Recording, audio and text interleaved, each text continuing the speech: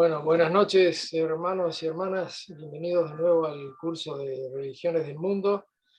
Soy el hermano Krebs y quería pedir la oración a la hermana Viviana Bihagen. Le había enviado el pedido, pero no sé si lo vio. Hermano, ¿me escucha? Sí, se escucha bien, Viviana. Bueno, no lo había leído, pero sí está. Puedo hacer la oración. Gracias. Gracias. Permiso. Nuestro amado Padre Celestial, estamos agradecidos por este tiempo que podemos apartar para reunirnos y poder aprender más acerca de las diferentes religiones y de cómo podemos unirnos para poder seguir viviendo en libertad, con tolerancia, con empatía y defendiendo tu evangelio. Te agradecemos por los hermanos que se preparan para guiarnos y enseñarnos.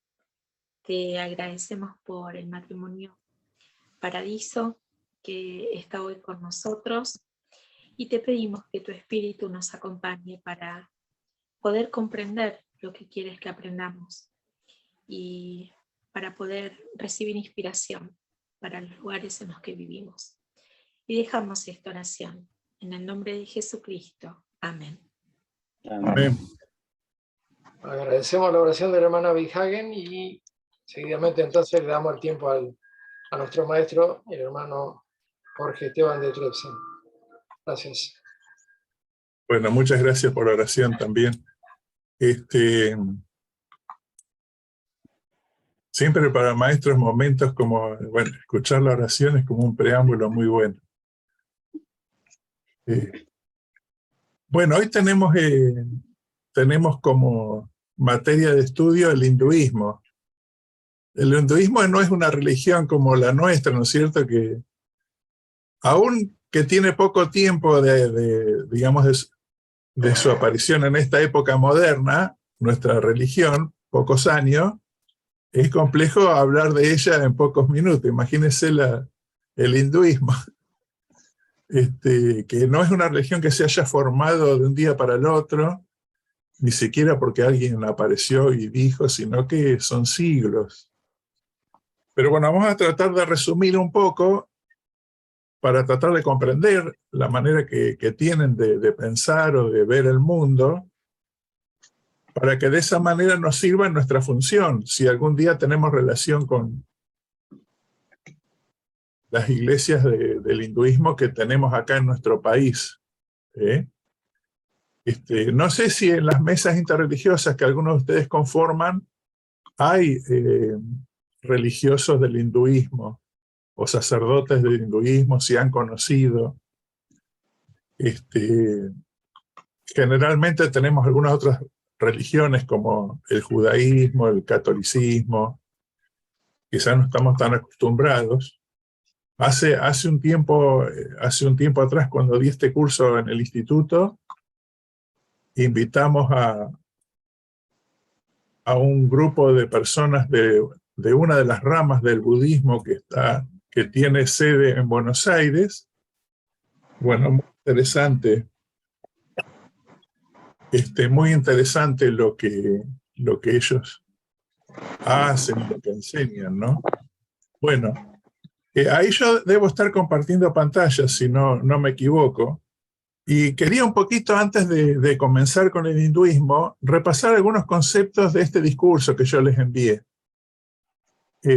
Yo tengo muchos anotados en el curso, entonces a todos les estoy mandando. Asistan o no a la clase, les envía todo. Pero hay algunos que todavía no tengo el mail. Y como que tengo una sospecha que algunos mails que yo tengo, quizás por algún error de escritura, quizás no les llega. Entonces, si alguno de los que hoy está acá en la clase, después iremos viendo a los demás, no le ha llegado el material de las lecciones, quizás pueden ir poniendo en el chat, mientras que estamos haciendo la clase, ponen en el chat su correo electrónico y su nombre al lado, porque no siempre coincide el correo electrónico. No todos los correos electrónicos me identifican una persona. Entonces, entonces ustedes pueden poner su correo electrónico y su nombre. Entonces yo verifico que esté correcto el que tengo o no, lo corrijo y así a todos les llega. Porque es muy importante la lectura de los materiales, como ya hemos hablado, que damos antes de la clase y después. Y este es uno de los discursos importantes para leer que yo les envié después de la clase anterior.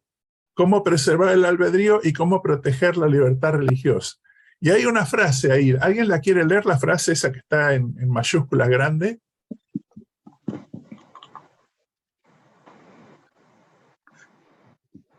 El uso fiel de nuestro albedrío depende de que tengamos libertad religiosa. Uy, ¿qué les parece esa frase? Medio poderosa la frase, ¿no? ¿Qué implicancia tendrá?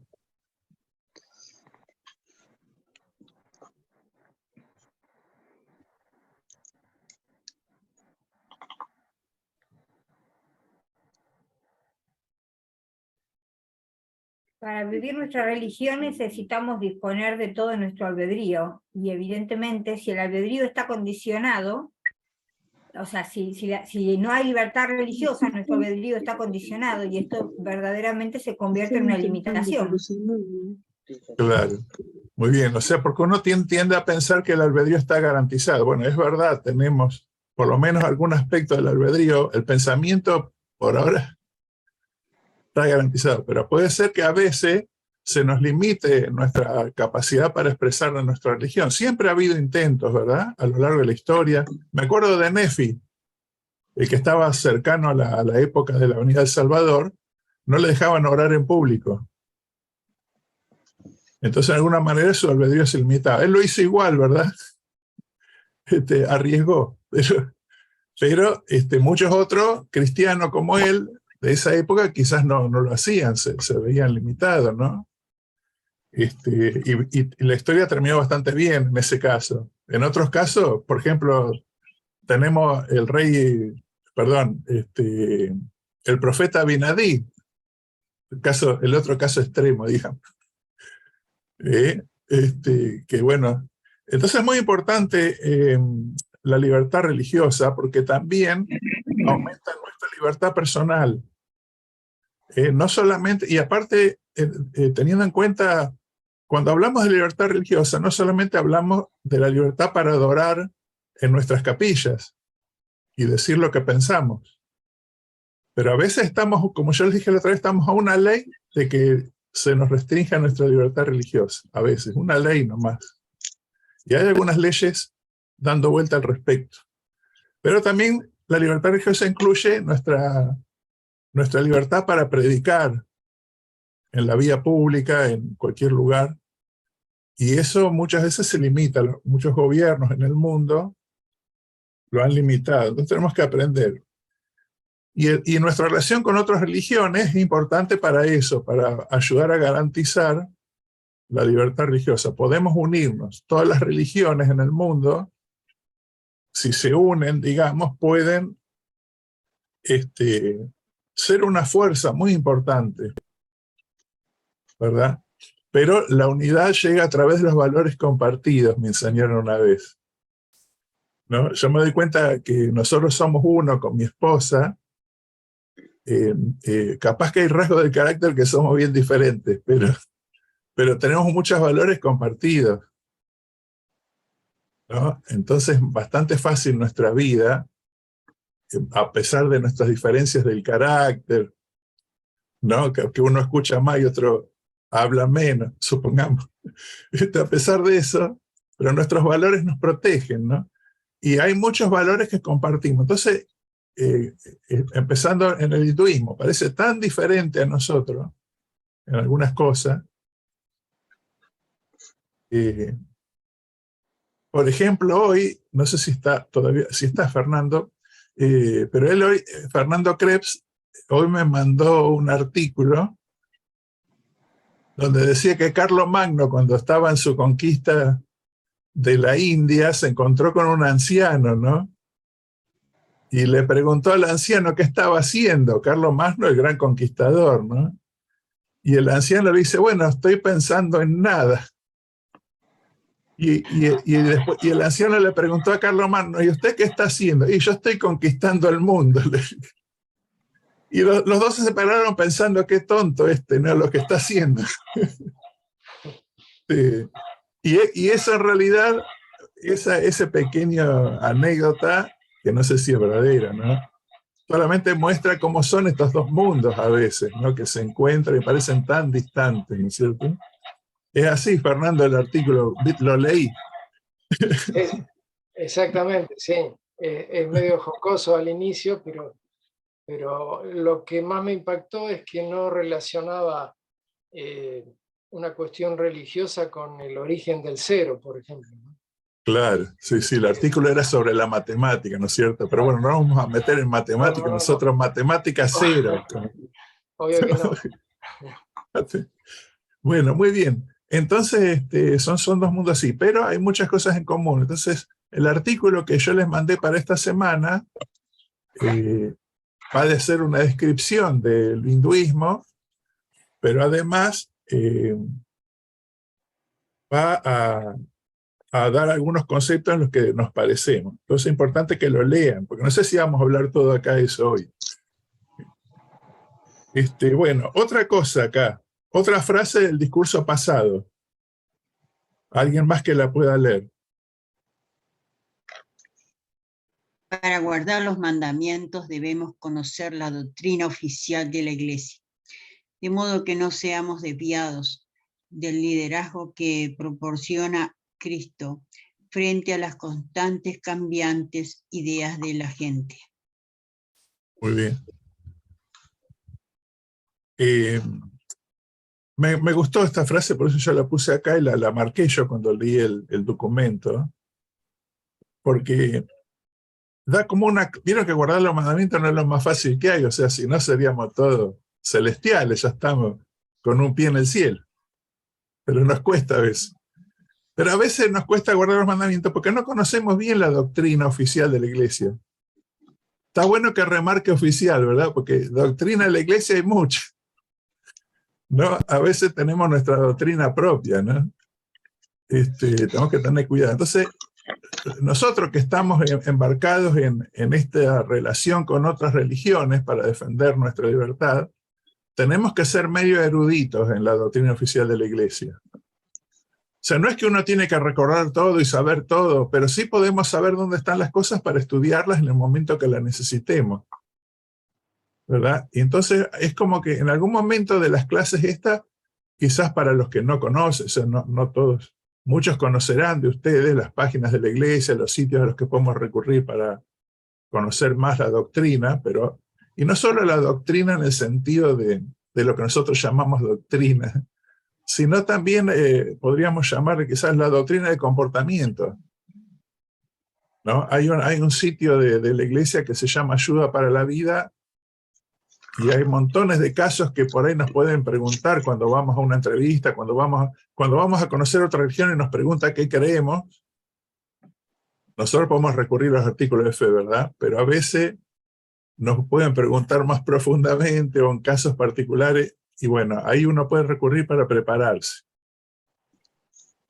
Entonces, yo digo que para guardar los mandamientos debemos conocer la doctrina, y para defender la libertad religiosa también debemos conocer la doctrina oficial de la Iglesia, ¿verdad? Y conociendo bien la doctrina es más fácil después ver los puntos de conexión con otras religiones,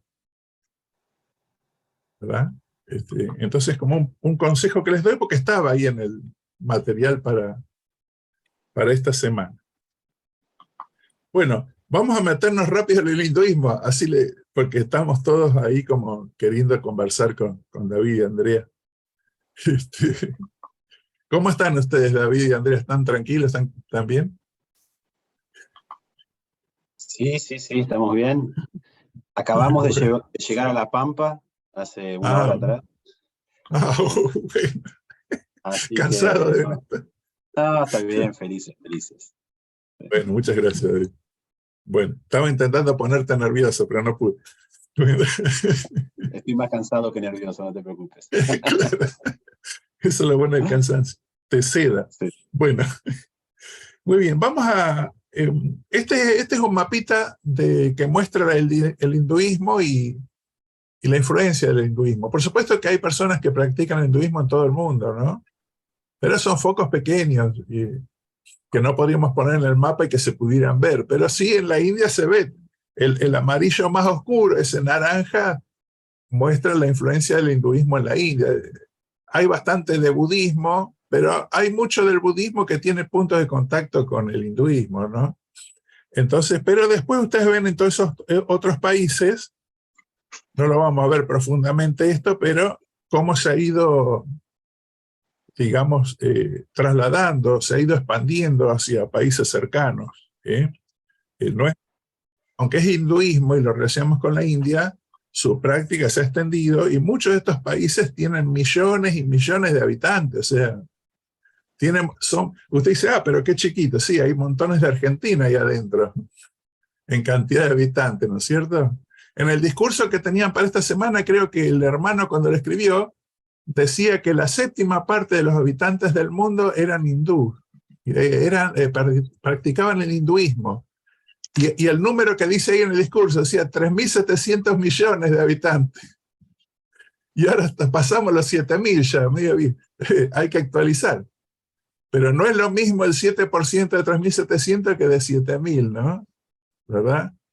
Imagínense la cantidad de personas que practican. Y bueno, y nosotros que estamos acá no nos preocupamos mucho de la relación que tenemos que tener con los que practican el hinduismo, pero un miembro de la iglesia en la India quizás sí tiene la preocupación de cómo relacionarse con ellos y trata de aprender, ¿no? Bueno, vamos a seguir un poco. Acá, a ver, esperen. Acá tengo yo, para hacerlo un poco más o menos, me conseguí en internet unos videitos. Espero que no me persigan por los derechos de autor, digamos. Estuve tratando de encontrar al dueño, pero como lo saqué de otro, que se ve que se lo sacó de otro, bueno, no pude encontrar el que tenía. Pero son unos videitos cortitos que un poco nos van a iluminar respecto de cómo se fue formando el hinduismo. Hay un poco de historia, ¿verdad? Siempre las religiones no están separadas de la historia de las naciones, ¿verdad? Entonces esto nos va a ayudar un poco. Entonces vamos a ver este primero, que son las primeras ideas, les puse yo, las primeras ideas, de dónde surgen las primeras ideas del hinduismo.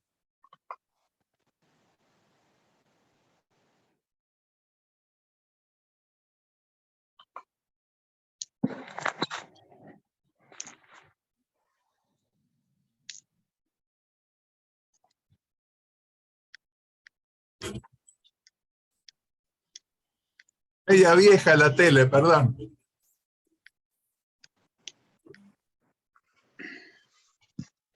Jorge, sin sonido. ¿Está sin sonido? Qué suerte para la desgracia. A ver, espere. Eso lo decía Carlita Balá. Bueno, ahí está, espere, ahí ya lo arreglé.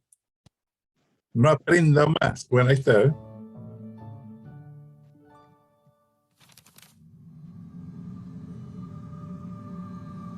Cuando el agua está en el cielo es algo etéreo. Luego cae en forma de lluvia o nieve, conectando esa pureza del cielo con las cumbres de las montañas. A medida que se va derritiendo, cada gota se junta con otra, formando frágiles cursos de agua. Pero estos se juntan con otros, y luego con otros más, creando arroyos que toman cada vez más fuerza. Así cada una de estas pequeñas gotas unidas en cantidades incalculables forman una gran corriente que recorre los valles en una sola dirección. Ese eterno fluir de los ríos conecta la pureza del cielo con la fuerza de la montaña para finalmente nutrir los campos en los valles. Es por esto que los ríos han sido fuente indispensable de las primeras grandes civilizaciones de la historia. Al igual que el río Nilo para Egipto, que los ríos Tigris y Éufrates para Mesopotamia y que el río Amarillo para China, las aguas del río Indo, allá por el año 5500 a.C., dieron origen a una de las más antiguas y destacadas civilizaciones de la historia, la civilización de India. Los indios consideraban a sus ríos algo sumamente sagrado. Es que para ellos, la vida misma era como el fluir del agua. donde cada gota, al igual que cada ser humano, debía reunirse con un sinnúmero de otras y aceptar ese sinuoso camino que le estaba predeterminado. ¿Qué? Oye, ¿me estás tomando el pelo? No, Pipo, no tienes ni un pelo para tomar. Lo que quiero decir es que en la antigua India ninguna persona podía contradecir el destino que le había sido trazado antes de nacer. La aceptación de ese destino era seguir las leyes de la naturaleza. Contradecir ese fluir natural suponía perder la oportunidad de renacer en algo mejor durante una próxima vida. Bueno. Entonces, vieron qué interesante, ¿no? Ahí está hablando de una civilización que se formó alrededor del río Indo. El río Indo está en el norte. Vieron que la India tiene un límite muy importante, que es el Himalaya al norte, ¿verdad? Y eso en algún momento habrá sido como una protección para ellos, o los han tenido aislados, pero de cualquier manera hubieron invasiones de China y de Mongolia sobre todo. Pero muchas de las invasiones, como vamos a ver más adelante, venían de los pueblos arios que se habían formado en el Tigris y el Éufrates. Siempre los ríos, ustedes han estudiado, cuando han estudiado la historia, son como la fuente de las civilizaciones, ¿no? En Egipto tenemos el río Nilo, ¿verdad? El Tigris y el Éufrates lo tenemos en lo que es Irak e Irán. Y el río Indo, ¿no? Por eso también se le conoce como el Indostán, esta zona, también fue el origen de mucha gente venía para poblar toda esa región de la India, y ahí en el río floreció una civilización muy grande. Creo que decía ahí 2500 años antes de Cristo, ¿verdad? Y entonces, como era tan importante el río para ellos, eso influyó un poco en su cultura. No sé si alcanzaron más o menos a entender en qué manera el río influyó en su manera de pensar. ¿Alguien recuerda lo que vimos recién como para que vayamos comentando?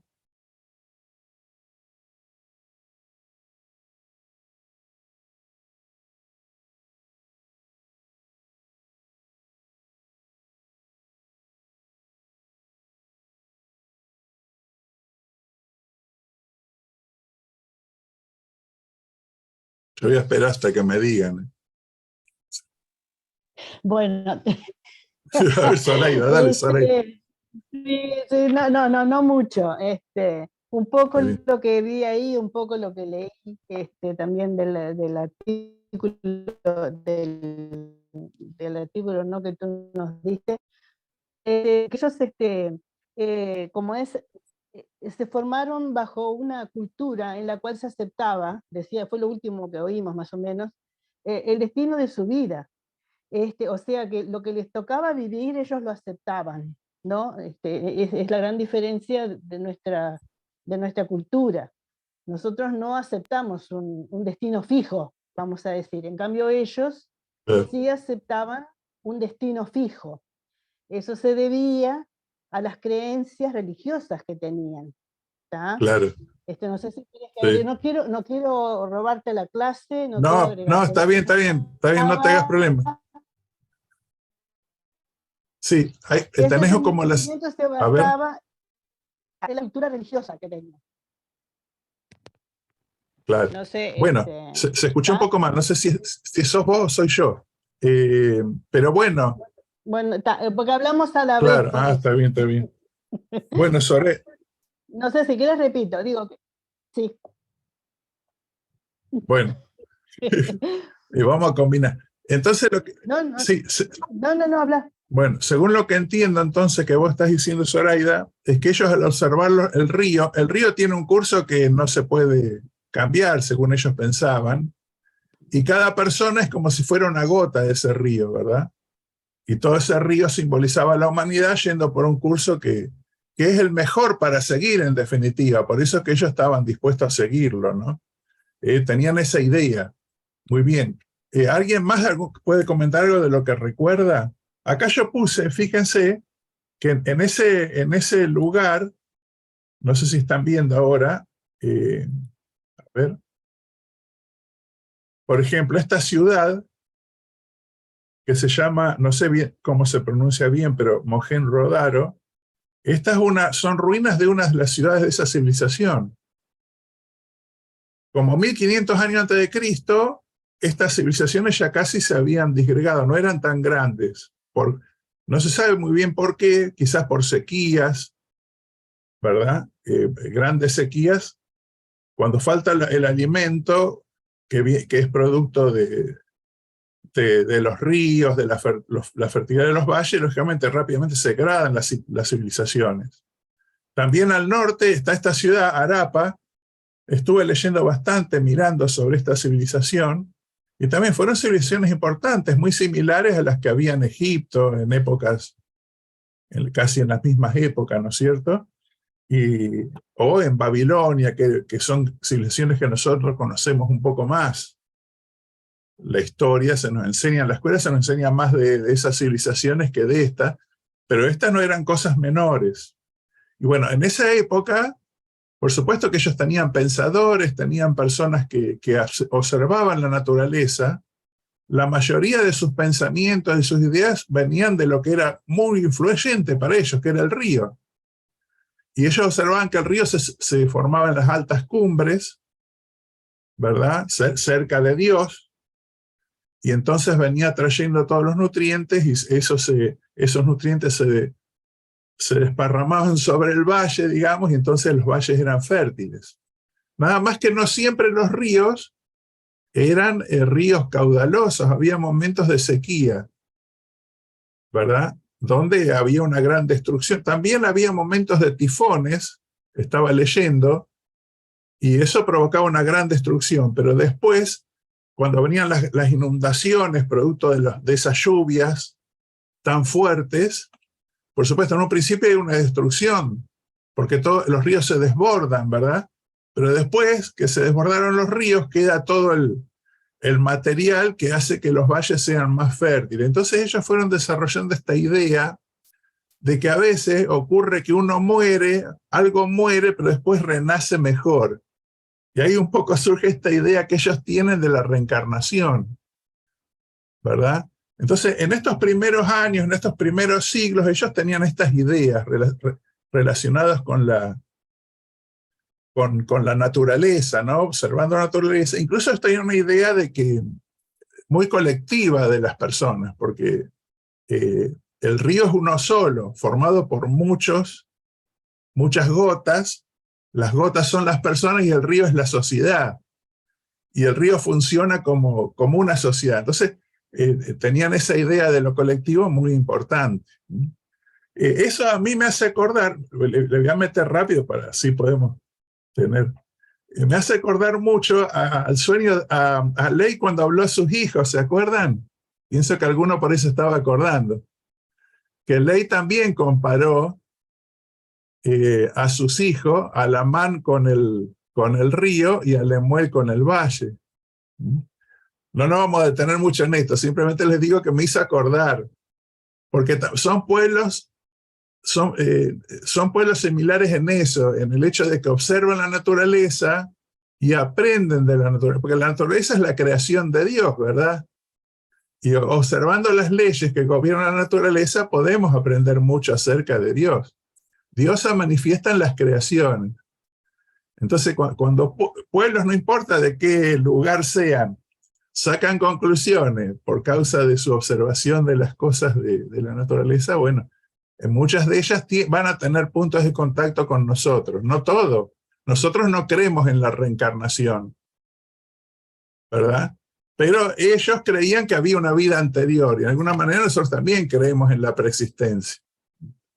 ¿No es cierto? Pero ellos tienen la transmigración del alma que intenta explicar esta idea de que, bueno, vas a surgir en otro cuerpo y después vas a estar mejor que ahora. Pero esa idea, lo que se conoce como karma o algo, vino después. Así que ahora vamos a ver un poquito este otro videíto. El río Indo y el río Ganges. El río Indo recorre todo el subcontinente de la India, desde las altas cumbres de los... ¿Pero se escucha? Sí, se perfecto. Sí, se escucha. Bueno, los Himalayas hasta su desembocadura en el Océano Índico. A las orillas de este río, hacia el año 2500 a.C., ya se habían desarrollado grandes ciudades que se convirtieron en centros de riqueza, refinamiento y poder. Pero en India existe otro río muy importante, el Ganges, cuyas fértiles llanuras fueron paulatinamente tomadas por olas migratorias de pueblos que provenían del centro del continente europeo. Esta enorme cantidad de gente hablaba un idioma nuevo, el indoeuropeo, y se establecieron allí formando nuevas ciudades. Bueno, nuevas es un decir, ya que estamos hablando de 1500 años antes de Cristo. Esta mezcla entre la gente que ya estaba y la gente nueva... Ah, ya deja de decir nueva, que son más viejos que estos botines de mi abuelo. Tienes razón, Pipo. Bueno, toda esta mezcla de gente dio origen a la civilización védica. Con su nuevo idioma, estos se dedicaron a poner por escrito los miles y miles de cuentos sobre sus dioses en unos libros esenciales llamados los Vedas, y lograron darle forma a la religión más antigua del mundo. bueno. Iba a decir el hinduismo, así que, pero no sé por qué no lo termina de decir. Más antigua del mundo. Listo. Bueno, el hinduismo. ¿Qué es lo que pasa entonces? Después de digamos, estas grandes civilizaciones basadas en estas ciudades que recién vimos, en alguna manera desaparece la pujanza de ellos, pero quedan muchos habitantes, o sea, la gente queda en toda esa región, pero sufren la invasión de los pueblos arios, se le conoce así. Son los pueblos, muchos de esos pueblos son pueblos semitas también, ¿no? Que florecían, los persas particularmente, ¿verdad? Atacaron y conquistaron toda esa región. Y ellos se dieron cuenta del pensamiento que tenían y encontraron una manera, le ayudaron a desarrollar la religión o el hinduismo, porque en alguna manera les convenía a ellos hacerlo. Vamos a ver otra porción de... A ver, tenía acá yo otra imagen. Esto está en el discurso del hermano Horsley. ¿Alguien que lo pueda leer lo alcanzan a ver? Mariana, ¿vos alcanzás a ver ahí el discurso? Sí, perfecto. Bueno, leemos rápido. Entre los muchos factores que han contribuido al desarrollo de esta religión, ninguno ha sido más significativo que la continua subyugación de su pueblo. Muchas fuerzas han operado juntas para evitar que India se deshaga del yugo de la opresión. Sujeta al gobierno y control extranjeros hasta hace muy poco tiempo, ha estado a merced del merodear y conquistar razas literalmente durante miles de años. Esta confusión de razas, castas y religiones en una civilización que va desde el tipo más alto hasta el más primitivo, ha resultado en una amalgama de muchas culturas religiosas. Claro, esto es lo que el hermano nos describe, ¿no es cierto? Es cierto, sufrieron muchas invasiones, pero bueno, todas esas invasiones terminaron enriqueciendo su pensamiento, ¿verdad? Aunque la influencia religiosa de estos otros grupos no siempre eran tan santos, por decir así, sino que contribuían a mantenerlos dominados. O sea, en alguna manera, estos pueblos persas que después se volvieron hindúes porque se quedaron ahí, ¿no es cierto? Se mezclaron con todas esas naciones que poblaban la India y fue apareciendo una nueva religión. Vemos este último videíto.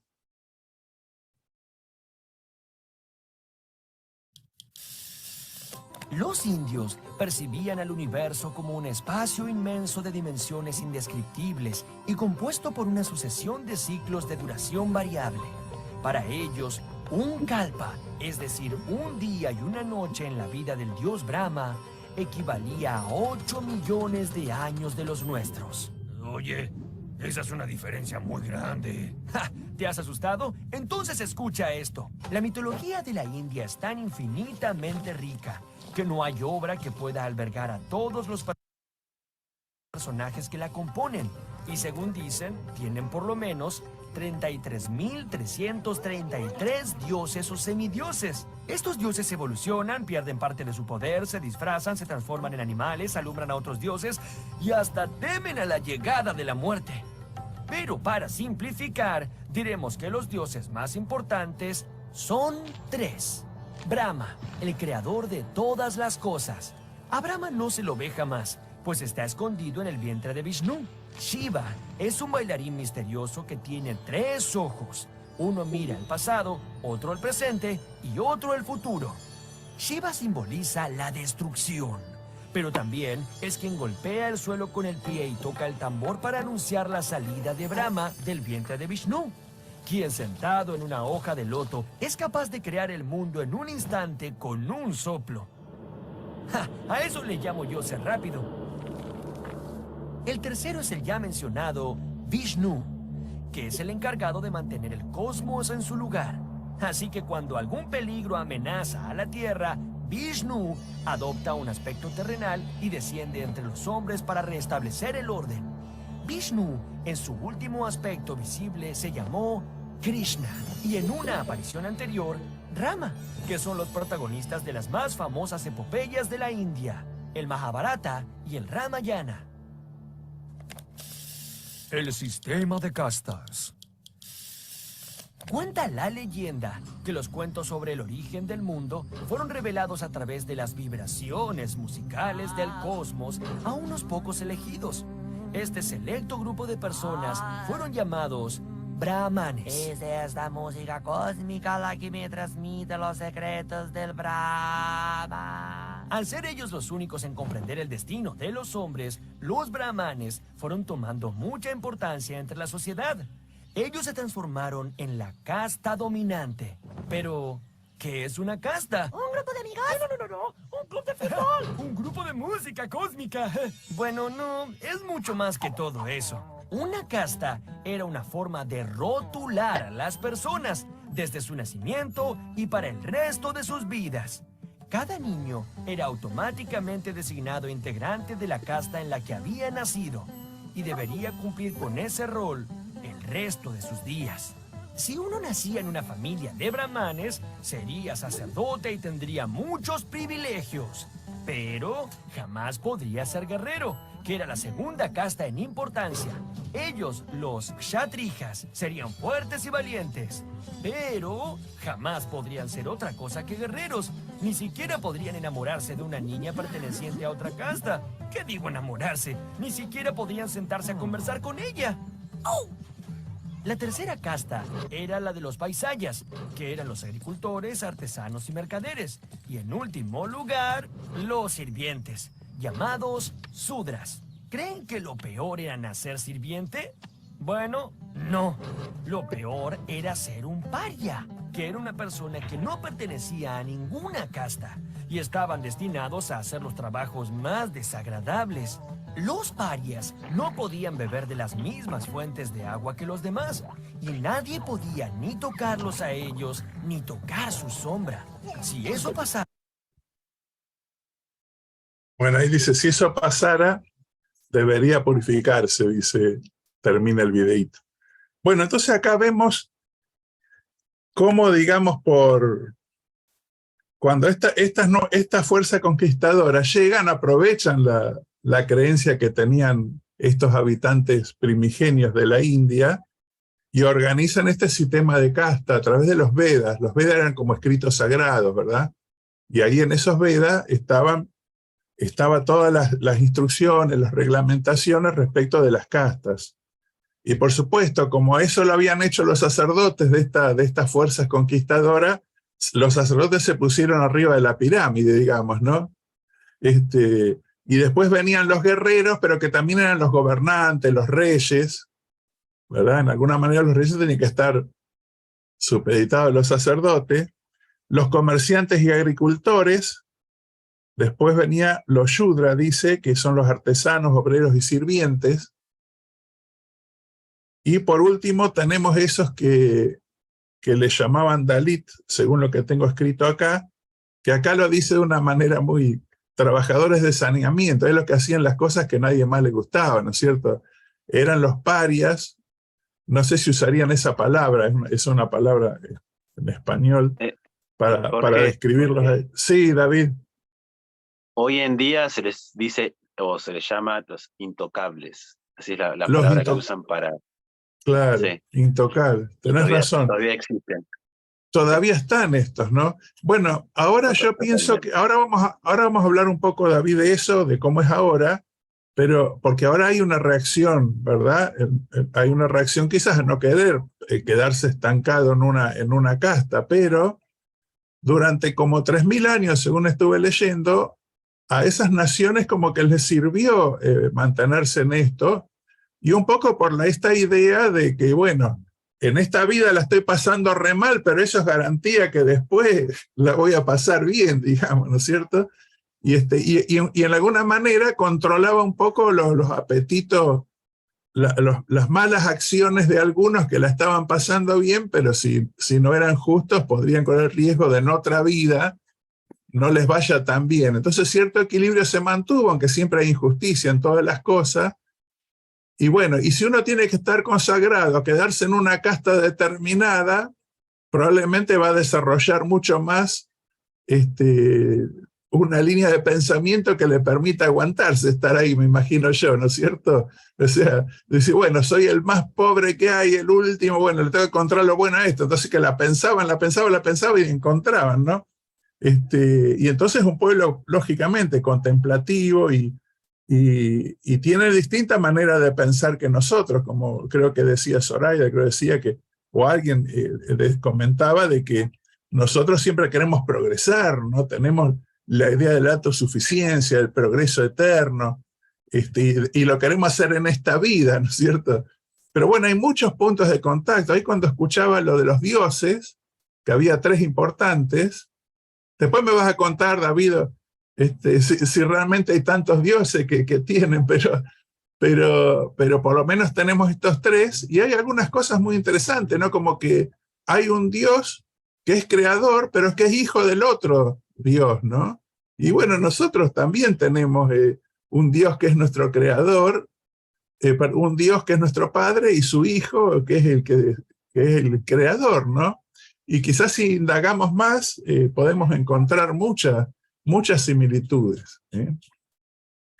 Pero bueno, los persas que invadieron, bueno, se aprovecharon de la cultura que había prevaleciente en el lugar y idearon una manera de... Porque las tres categorías de arriba, en aquellos primeros siglos, solamente los que eran de origen ario podían tenerlas. Y todos los demás que ya estaban ahí, tenían quizás, hacían las tareas que eran menos nobles, ¿no? Pero bueno, después me interesa saber mucho cómo es ahora, ¿no? Muy bien, a ver, bueno, yo pienso que ya vamos a pasar. Acá yo usé esta foto, David, de ustedes, después me avivé que hay otro chiquito más. Tenemos un indiecito ahora. Sí. Claro, muy bien, claro, usted, más. Claro, yo estaba como peleando para decir hindú, pero en realidad vi que acá en el video le decían indio. Indio. Claro. Indio es la nacionalidad, hindú es la religión. Si tienen alguna pregunta, yo pienso que una forma que podríamos hacer es que la van escribiendo acá en el chat, y ustedes, David, pueden después contestar las que ustedes quieran de lo que van viendo en el chat.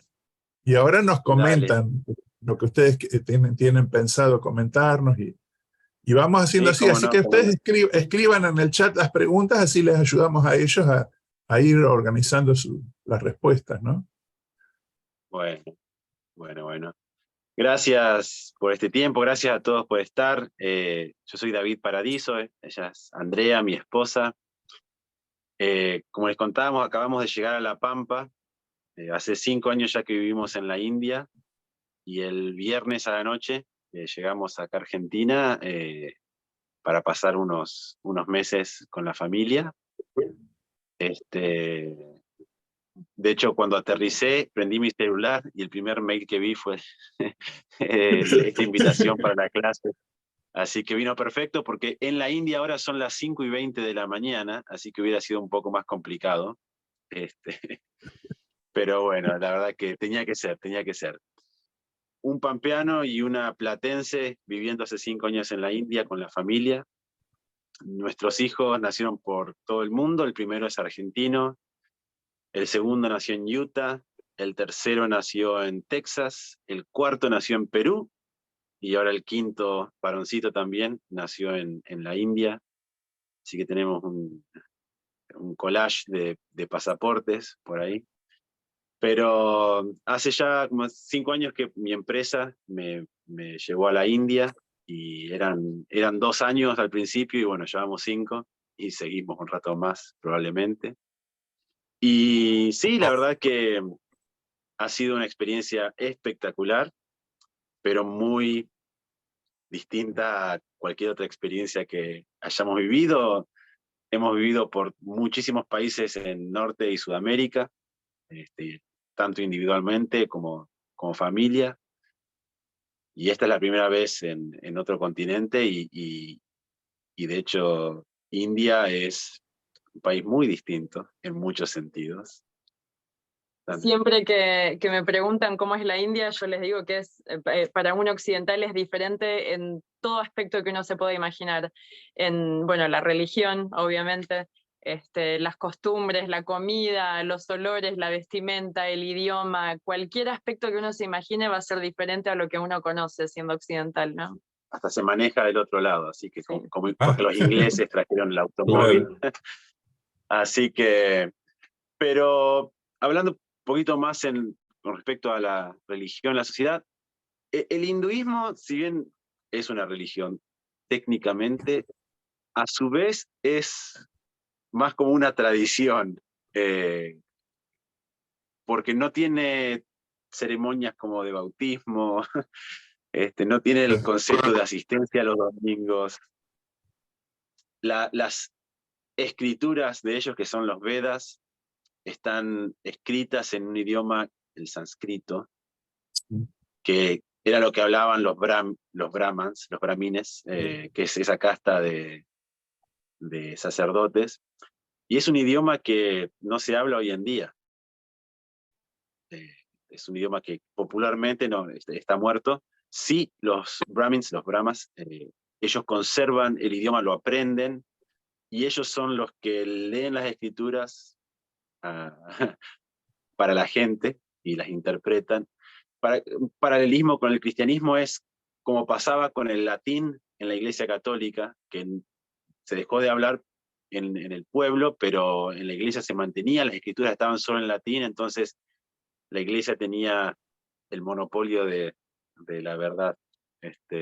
Algo similar pasa acá. Y después, no hay concepto de leer las escrituras, obviamente, por ese tema.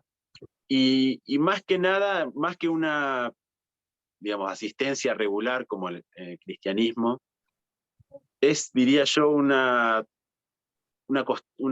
conjunto de creencias y enseñanzas que la gente utiliza para regirse moralmente. Eso es en la práctica. Y por supuesto, hay muchos festivales que son bien ruidosos, que se festejan para celebrar un dios determinado. Sí hay 30.000 dioses o algo así. Depende qué ciudad, un dios es más importante que otro. En nuestra ciudad, en Mumbai, el dios más celebrado es el dios Ganesh o Ganpati, que es el que tiene cabeza de elefante. Ajá. Así que en otras ciudades es Shiva, en otras ciudades es Kali, la diosa de la guerra, etcétera, etcétera. Para entender un poco, a ver, mi experiencia con el hinduismo es, a ver, India como la conocemos hoy no existía, eran cientos de pequeños reinados por muchos años que fueron conquistados, reconquistados, liberados, y etcétera, etcétera. Recién la India como país tiene 75 años, y cada región, cada reinado tenía sus propios dioses y creencias que después fueron amalgamándose y después con las conquistas de los arios y de los musulmanes que también conquistaron, fueron creando un gran conjunto de creencias y dioses que hoy día conocemos como el hinduismo.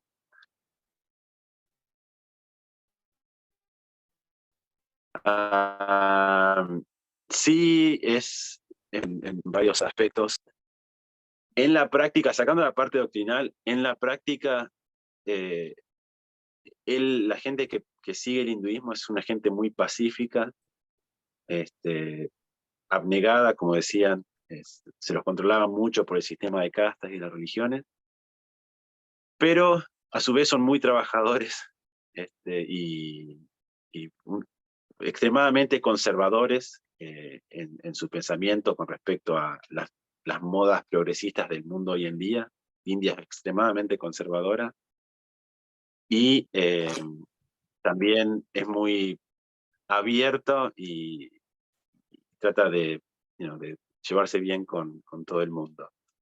Una de las razones, como mencionaban en el discurso y en el video, algo que me sorprendió tanto en la India. En la India es 1.4 millones de personas, creo que va a ser, si no es ya, va a ser pronto el país más, sí, ya es el país más poblado del mundo. La pobreza es increíblemente más alta que en cualquier lugar de América, cualquier lugar. De hecho, yo he estado en 50 países del mundo literalmente y creo que la India es el país más choqueante en cuanto a la cantidad y el grado de pobreza.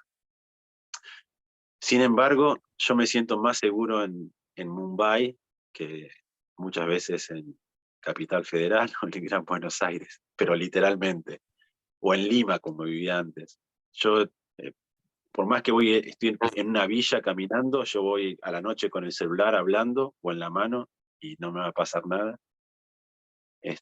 Y mucho tiene que ver por eso de que ellos creen que su misión en esta vida es ser bueno, hacer las cosas lo mejor posible para que en la próxima reencarnación puedan reencarnar en un estado un poco más elevado en el sistema de castas. Entonces, la verdad que nos hemos sentido muy, muy bien recibidos.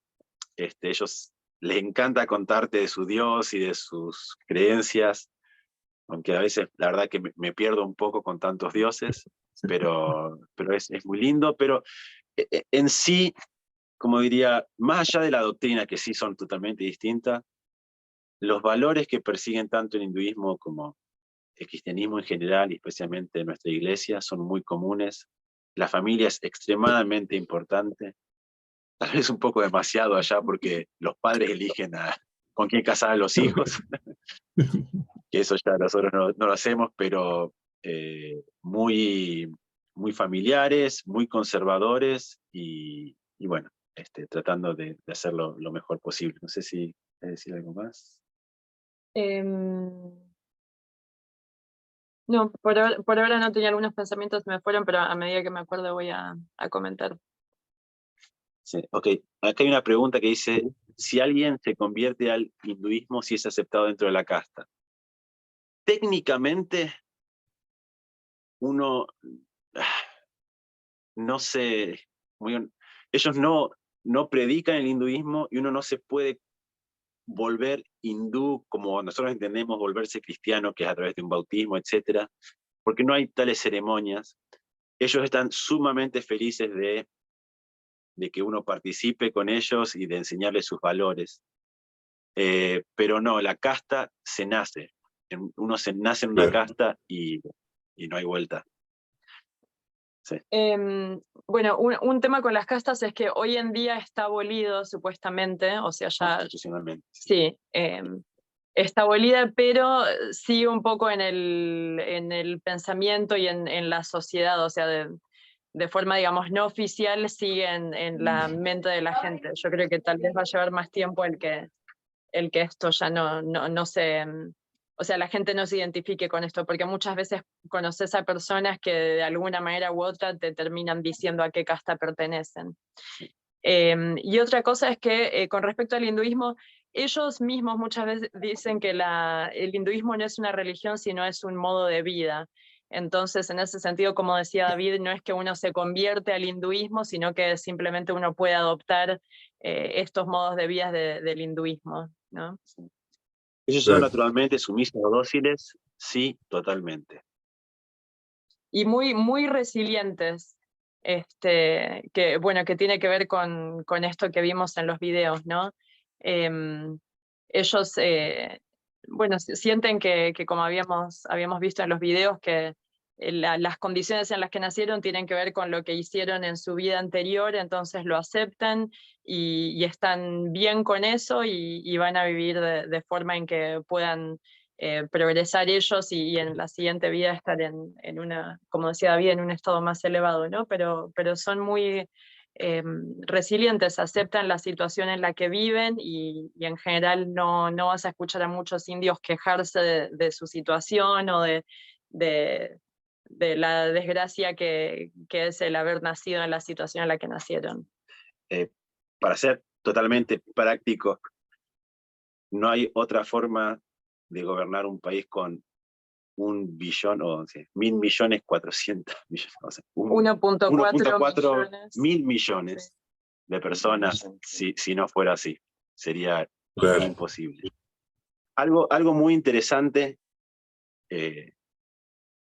los chicos van a la escuela, son los únicos cristianos. De los 30 chicos que hay en la escuela, sí, hay 30 hindúes, 3 o 4 musulmanes, 2 budistas y ellos, un cristiano.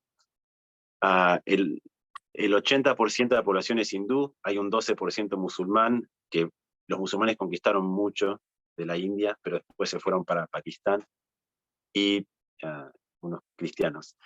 Algo interesante es que a los cristianos nos adoran, nos aman, pues somos tan poquitos y nos tratamos tan bien que no hacemos mucho problema, nos adoran. El gran problema de los hindúes son los musulmanes, esa es la gran pelea, porque los musulmanes los conquistaron por muchos cientos de años, y bueno, hay mucha historia reciente, cuando Inglaterra deja el Hindustán, que crea Pakistán, se separan los musulmanes para un país y los hindúes se quedan en lo que hoy es India, y hay historias bastante trágicas, entonces tienen muchos problemas aún hoy en día con los musulmanes, con los cristianos está todo bien.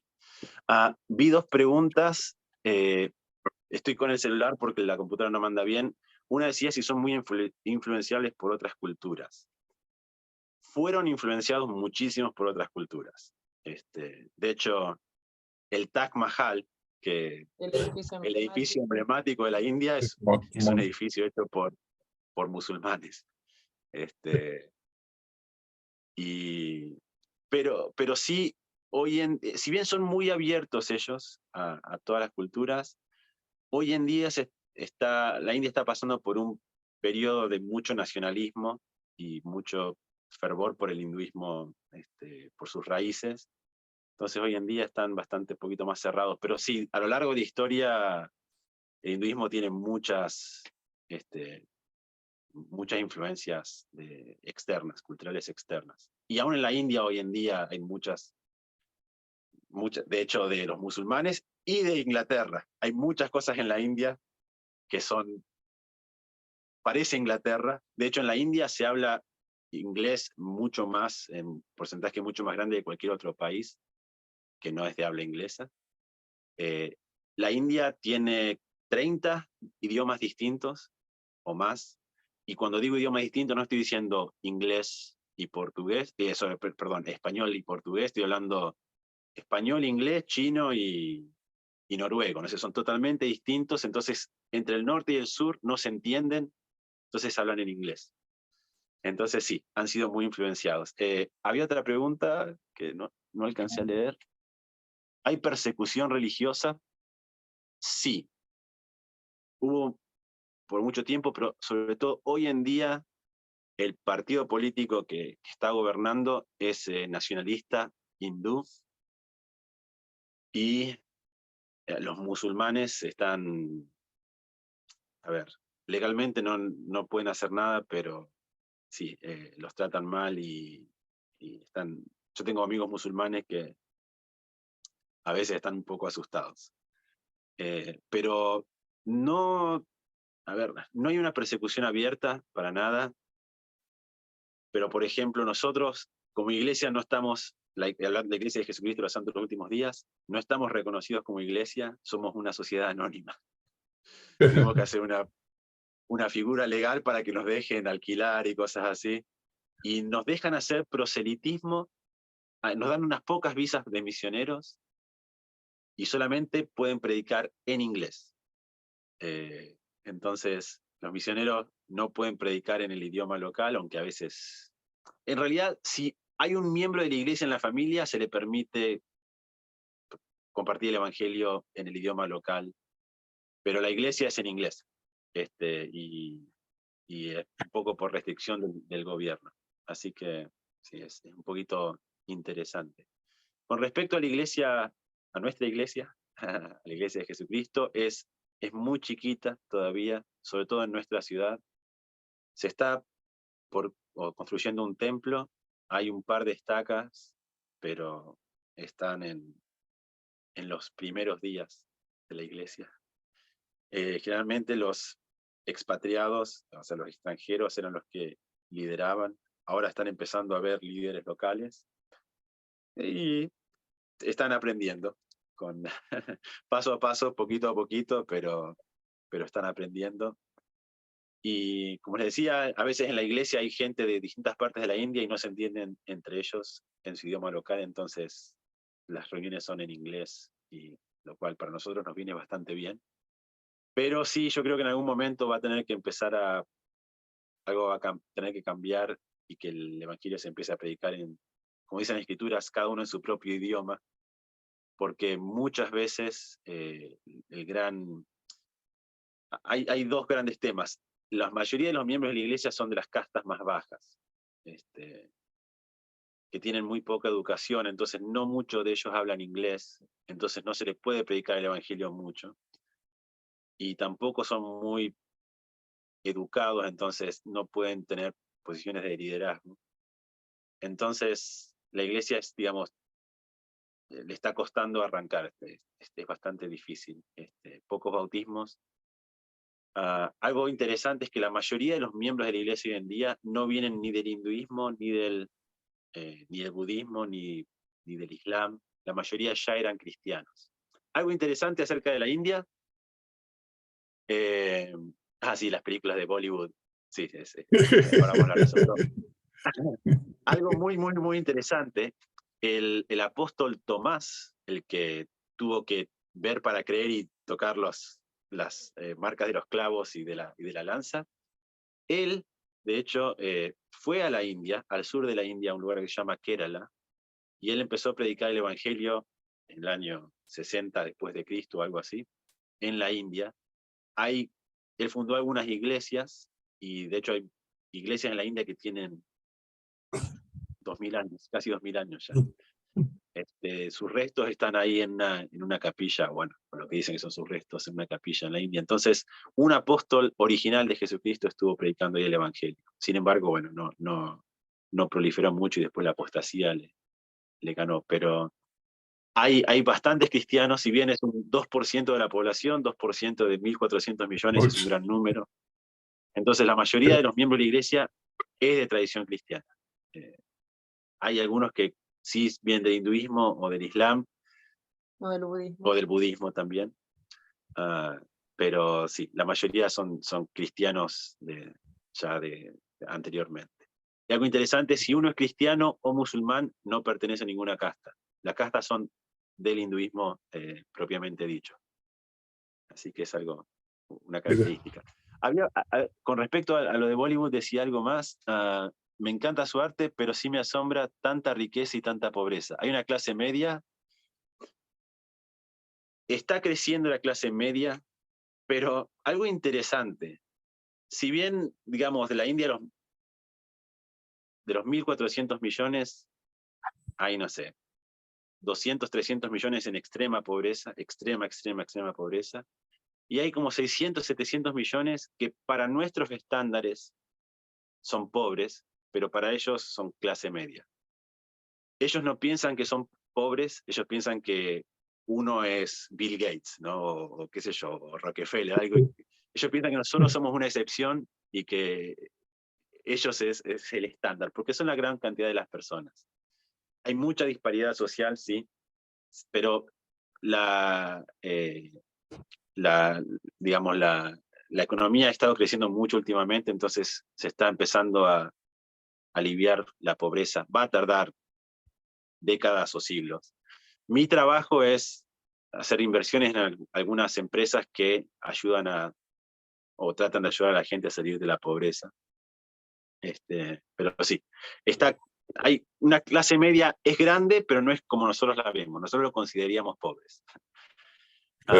Después, alguien preguntaba si se sale del hinduismo del cristianismo, si en teoría ya no pertenece más a una casta. Otra vez, en teoría ya no debería haber más castas. Constitucionalmente se abolió el sistema de castas hace 70 años. En la práctica sigue, sigue y sigue bastante. Pero sí, cuando uno cuando uno se convierte al cristianismo, en teoría ya deja de tener castas. Y había otra pregunta en la que preguntaban lo mismo y además preguntaban si eran rechazados por la familia. Sí, de hecho, cuando recién llegamos a la India, yo fui llamada como maestra de instituto y varios de mis alumnos se habían bautizado recientemente y las familias no estaban al tanto en lo absoluto de que eran miembros de la iglesia y lo mantenían en secreto porque sabían que las familias se iban a oponer. Sí. Y no es tanto, a ver, algo que es muy diferente comparado, la cultura occidental, lo que me doy cuenta de haber vivido ya en otro lado, somos muy individualistas. Nosotros nos importa lo que hacemos nosotros, lo que piensa por ahí nuestra esposa, nuestra familia, un par de amigos y listo. En Asia, por la cantidad de personas que hay, tanto la India, China o Japón, son sociedades mucho más como colmena, digo yo, no sé, como mucho más, no sé, que se involucran mucho más, dependen mucho más uno del otro, y en la India, sobre todo, importa muchísimo lo que piensa la sociedad, mi vecindario. Entonces muchas cosas se hacen o se dejan de hacer por el qué dirán. Algo muy famoso en la India, que lo habrán visto en muchas películas de Bollywood, son las bodas, los casamientos son gigantes y se invitan a cientos de personas. Mi hermana que estuvo visitando fue a una boda de 1.800 personas, casamiento. Y lo más interesante es que esas 1.800 personas, los novios conocen a 200. Después el resto es el vecino, el hijo del vecino, como mi hermana fue ahí de colada, es la hermana del jefe de una empleada no sé, y ella fue, porque para ellos es muy importante quedar bien ante la sociedad y qué dirán. Entonces muchas veces que un hijo se una a otra religión, no es que les importe tanto del tema doctrinal o de salvación, porque ellos dicen, no, va a seguir siendo mi hijo, va a seguir siendo bueno, pero ¿qué dirán mis vecinos? Uy, ¿qué van a pensar mis vecinos? ¿Qué van a decir mis parientes? Eso pesa mucho. Distinto con los musulmanes, que los musulmanes, por un tema doctrinal, sienten como que el hijo va a ir al infierno. Entonces, son mucho más agresivos en ese sentido. En la India es un poco más social el de qué dirán que mi hijo se hizo cristiano. No sé si hay alguna otra pregunta. Yo tenía un montón de preguntas, pero vos le ibas contestando. Por ejemplo, se me había pensado eso de la escuela, ¿no? Iba a preguntarle lo de la escuela, cómo se insertan los chicos, cómo es la educación, o hay una educación que es para personas que vienen de otros lugares. Y bueno, más o menos hablaban ustedes, ¿no? Sí, la educación, la verdad que, si bien la India tiene educación milenaria, pero ya casi toda es de lo que trajeron los ingleses, es educación occidental. Es muy buena educación, tiene muy buena educación la India. Y la verdad que para mis hijos, no sé, yo siempre, o sea, en mi escuela eran todos cristianos, ¿no? Católicos, testigos de Jehová, evangélicos, pero eran todos cristianos. Mis hijos son los cristianos, están los budistas, están los Sikh, los Jain, los hindúes. Es una experiencia espectacular y la verdad que, sobre todo en el nivel de los niños, se aceptan mucho y yo creo que para mis hijos va a ser muy lindo porque van a poder hablar con un hindú, budista, musulmán de uno a uno, ¿no? Pero sí, yo diría, de todas las religiones, el hinduismo es más que nada pacífico, muy conservador y muy resiliente y abnegado, diría yo, como para resumir en poquitas palabras. Bueno, si bien tiene su lado oscuro, claro. si tiene su lado oscuro, pero en general la verdad que es una sociedad muy buena, con muy buenos valores, sobre todo la familia. El ejercicio de la meditación, totalmente, yoga, y mindfulness, y se utiliza un montonazo, y eso la verdad que ayuda muchísimo. Y de hecho, ojalá yo lo hiciera más. Yo a veces pienso que esa es una de las razones por las que la sociedad es tan resiliente, ¿no? Porque se dedican mucho a mirar para adentro, o sea, no mirar para adentro de una forma egoísta, sino a pensar en su ser interior. Y a veces yo pienso, por ejemplo, la ciudad donde vivimos nosotros, que es la ciudad más poblada de la India, número oficial son 30 millones, pero puede que sean más, o sea, casi la población de Argentina en una ciudad bueno, no sé cuál será la superficie, ¿no? Pero no demasiado grande. Es una locura la ciudad que para mí fue un desafío, o sea, el estrés, la ansiedad que me generaba salir a la ciudad cuando recién llegamos. La gente para sobrevivir necesita de la meditación para mí, o sea, necesita abstraerse de la realidad y mirar hacia adentro y poder desarrollar esas cualidades, ¿no? Como la paciencia, la resiliencia, la paz interior en medio de tanto caos que hay alrededor de ellos. ¿Desde qué edad un niño? Desde los primeros cursos de la escuela tienen meditación. Desde hemos visto que en las escuelas enseñan yoga en el primer grado. Bueno, claro, tal vez no meditación profunda como lo hace un adulto, pero sí. Y para tranquilizarlos. Digamos, las bases de la meditación. Sí. En general, algo que iba a decir también es un pueblo muy espiritual, la India, extremadamente espiritual. Que igual, yo he escuchado mucho esto antes de ir a la India y cuando llegué, ahí tuve un poco un shock. Que sean espirituales no quiere decir que sean reverentes. O sea, no es... para nada. No, a mí me choqueó eso, que cuando nos invitaban a algún festival o algo, era lo menos reverente que podía haber. Había música, había tambores, había muchos colores. Bollywood. Sí, Bollywood. básicamente. Bollywood de forma religiosa. Que yo decía, esto es cero reverencia, o sea, lo que nosotros estamos acostumbrados en las ordenanzas de la iglesia, ¿no? O en nuestra oración en el templo. Pero sí diría que son espirituales, bueno, no sé si vos después querés profundizar en esto, pero en el sentido de que son muy dependientes de sus dioses, ¿no? O sea, de un ser superior. Ellos no se creen que las saben todas. Siempre se sienten que están sujetos a sus dioses. Entonces, en ese sentido, yo creo que son muy, muy espirituales. Sí. No, y solamente para cerrar, para no tomar más tiempo, es eso, que si van a hablar con hindúes, son generalmente personas muy abiertas. Muy respetuosos de los demás, ¿no? Eso es algo que a mí me parece que a veces en Occidente nos falta, o sea que qué sé yo, en mi experiencia en la secundaria, o sea, si bien yo era cristiana, como la mayoría de mis compañeros, siempre me veían un poco como la rara que no toma o no hace esto, no hace lo otro. Allá en el hinduismo, dentro del hinduismo mismo, hay tanta variedad, están los que creen en un dios o en el otro, los que siguen determinadas prácticas, los que no las siguen, hay tanta variedad que la gente está muy acostumbrada a esa diversidad y respeta lo que piense y lo que adore y lo que haga cada uno. Entonces, en ese sentido yo creo que han sido muy respetuosos con nosotros y otra vez, o sea, si bien los cristianos son una minoría, no nos ven como los raros, sino que simplemente aceptan que son nuestras creencias y nuestra forma de vivir. Y si tienen que hablar, encontrarse con alguien de la India, sobre todo si es hindú,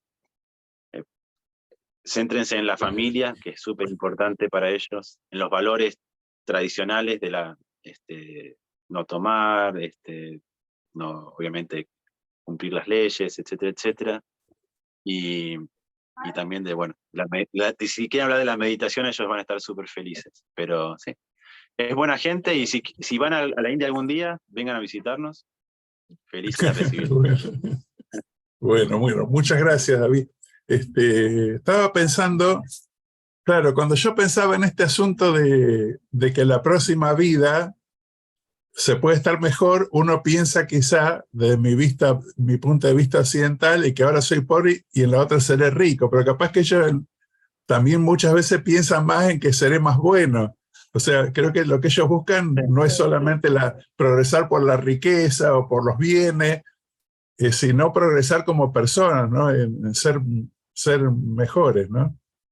Sí, totalmente. O sea, y ellos en realidad creen que, bueno, uno reencarna las veces que sea necesario hasta que llega a un estado de perfección en el que cuando termina esa vida ya, digamos, se une se integra al Dios. universo. Sí. Claro. Bueno, y en ese sentido, si bien obviamente nosotros creemos en la resurrección, no en la reencarnación, pero bueno, de alguna forma también es algo en común que buscamos el perfeccionarnos y eventualmente llegar a donde está nuestro Dios, ¿no? Claro, sí, sí. Miren, saben que en realidad yo estaba mirando los hijos de Noé, digamos que ahí tenemos un renacimiento de la raza humana en esas regiones. También cuando no se quedan todos viviendo en la zona donde ellos llegaron en el barco, en el arca, sino que se distribuyen, y algunos pueblos van para la zona de los arios, digamos que después al final van a la India, y los descendientes de Jafet van para Europa, y por lo que vi muchos van para la zona de la India, y ahí habrá tradiciones que habrán llegado, y muchos de estos pensamientos, después mezclado con la observación que ellos hacían de la naturaleza, han formado lo que ellos piensan, pero hay punto de contacto con nosotros, como decís vos, esta idea de alcanzar, llegar a ser como Dios en alguna forma, que a veces otras religiones cristianas no tienen esa idea, y ellos piensan que quizás lo pueden lograr, de una vida tras otra, ¿verdad? Nosotros creemos en la resurrección, y creemos en la expiación que nos da la mano, digamos, para hacerlo más rápido. Entonces hay tantos puntos a veces, vemos cómo el pensamiento de nuestro Padre Celestial se ha dado a sus hijos y ha ido decantando, ¿verdad?, entre las naciones, y lógico, después hay cambios, pero muchas de esas cosas influyen. Y como vos decís, aunque uno la pobreza, lógicamente, la mide en relación a lo que tiene, y ellos quizás la miden más bien en relación a lo que son. Y eso también contribuye a su paz espiritual, digamos, a su paz emocional, me imagino, ¿verdad? Y es un alivio, ¿no? Porque son millones y millones, y es difícil satisfacer las demandas de todos si fueran como nosotros. Así que bueno, esto es para hablar tanto, pero muchas gracias, porque a mí lo que me interesa en estas clases no es que digamos todo, que por hecho nunca lo vamos a poder hacer, sino que nos queden montones de preguntas, y ustedes después se puede investigar.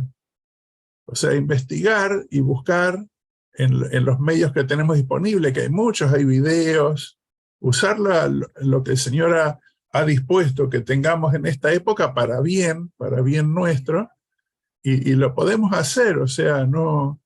Y uno está más dispuesto a hacerlo cuando tiene muchos interrogantes, cuando tiene ese hambre. Y a mí ahora me quedó unas ganas bárbaras de seguir estudiando un poco más, ¿no? Y hasta me dio ganas de ir a visitarlos también. Gracias por la invitación. Aparte estaba viendo que no es tan cara la hotelería, no sé si es verdad, pero estuve mirando ahí en el Google Maps, y ahí no hay hoteles tan caros, pareciera, para el dinero nuestro, aún cuando parece que estamos tan depreciados. Yo no iría a esos hoteles, ¿no? Bueno, gracias por advertir. La India tiene contrastes muy grandes. Tiene contrastes muy grandes. Lamentablemente hay que ir a los caros, porque los baratos no son para lo que estamos acostumbrados. Yo ya la estaba convenciendo a mi señor. Mira qué en barato. casa, vengan a quedarse en casa. Bueno, muchas gracias, chicos. La verdad que ahí dice el dólar a 4.20. Bueno, gracias cosa, por... saluden así Sí, en la sí. India. Bueno. Namaste. Namaste. Qué bueno. Bueno, muchas gracias. Bueno, hermanos, gracias por estar presentes.